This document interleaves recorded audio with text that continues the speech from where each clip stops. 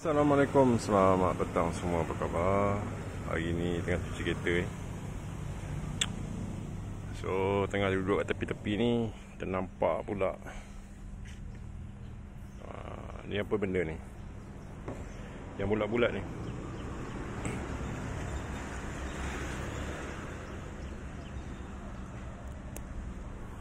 Inilah pegaga.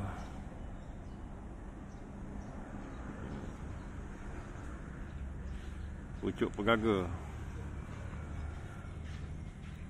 Bagus ni kalau, tapi yang ini pegaga kampung lah. Ambil, lepas tu kisar buat air, telan. Makan sambal pun sedap. Cuma kalau pegaga kampung ni geli sikit lah. Kita tak tahu sumber daripada mana kan. Cuma kalau kita kutip sendiri okey lah. Banyak khasiat ni pegaga kampung ni.